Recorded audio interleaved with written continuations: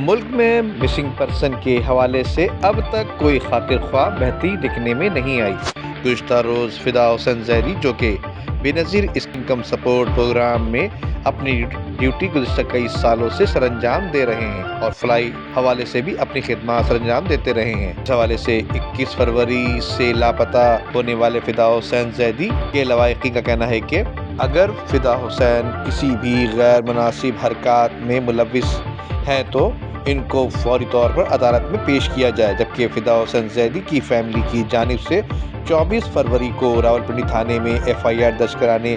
وہاں گئے تو اہل خانہ کے مطابق تھانہ راولپنڈی میں FIR درج کے موقع پر اہل خانہ نے وہاں پر فدا عباس زیدی کی زیر استعمال موٹر سائیکل کھڑی دیکھی، جس پر گھر والوں نے ایک احتجاج بھی ریکارڈ کرایا، لیکن اس پر ان کی کوئی بات نہیں سنی گئی۔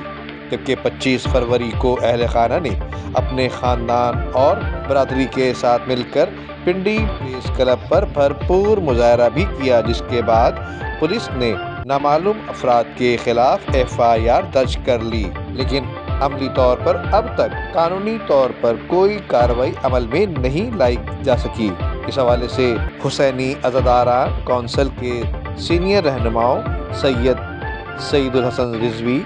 نے 9 مارچ تک فدا حسین عباس زیدی کو بازیاب نہ کرائے جانے پر بھرپور احتجاج کی کال دے دی ہے، جبکہ MWM کے سربراہ راجہ ناصر عباس جعفری نے بھی مسنگ پرسن کے حوالے سے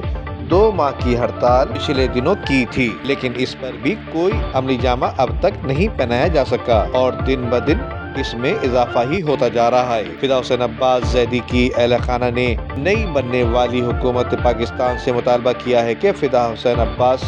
کو اور تمام مسنگ پرسن کو فوری طور پر بازیاب کرایا جائے اور آئندہ اغوا اور لاپتہ